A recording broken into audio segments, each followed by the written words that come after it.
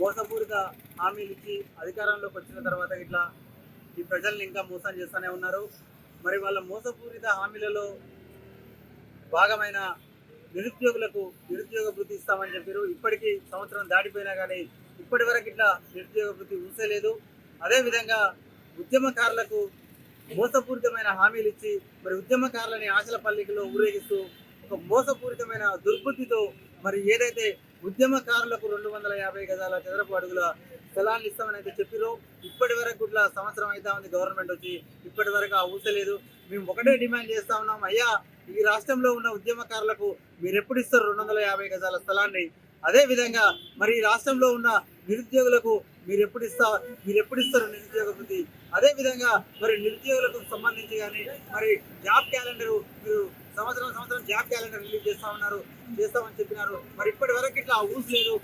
ఒకటే చెప్తా ఉన్నాం, ఈ రోజు మరి ఈ చర్యలను నిరసిస్తూ మరి యువతకు నిరుద్యోగ వృత్తి ఇవ్వాలని, అదేవిధంగా ఉద్యమకారులకు ఏదైతే హామీ ఇచ్చినామో 250 గజాల చదరపు స్థలాన్ని ఇట్లా వెంటనే కేటాయించాలని డిమాండ్ చేస్తూ ఈరోజు మరి స్థానిక తెలంగాణ తల్లి విగ్రహం సాక్షిగా రేవంత్ రెడ్డి గారికి ఈరోజు మరి మేము పోస్ట్ కార్డు ద్వారా లేఖలు రాయడం జరిగింది. మరి లేఖల ద్వారానైనా మరి ఆయన స్పందించి మరి ఉద్యమకారులకు న్యాయం చేయాలి. అదేవిధంగా నిరుద్యోగులకు ఇట్లా మరి నిరుద్యోగ వృత్తి ఇచ్చి వెంటనే నిరుద్యోగుల్ని ఆదుకోవాలని, లేని పక్షంలో బీఆర్ఎస్ పక్షాన తీవ్రమైన పోరాటాలు చేస్తామని ఇట్లా హెచ్చరిస్తా ఉన్నాం. కాంగ్రెస్ పార్టీ వచ్చి సంవత్సరం అయింది, మరి ఇంతవరకు నిరుద్యోగ వృత్తి మరి అదేవిధంగా ఏదైతే జాబ్ క్యాలెండర్ ఇస్తామన్నాం అధికారంలో వచ్చిన వెంటనే జాబ్ క్యాలెండర్ ఇస్తామని చెప్పారు. మరి ఇంతవరకు జాబ్ క్యాలెండర్ ఊసేలేదు.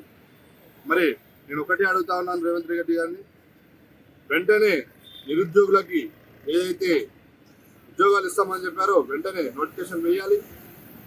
అదేవిధంగా మీరు ఏదైతే ఉద్యమకారులకు 250 గజాల స్థలాన్ని కేటాయిస్తామన్నారో వెంటనే అది కేటాయించాలి. లేని పక్షంలో ఏఆర్ఎస్గా మీ యొక్క పెద్ద పోరాటం చేస్తామని ఈ సందర్భంగా హెచ్చరిస్తా ఉన్నాం.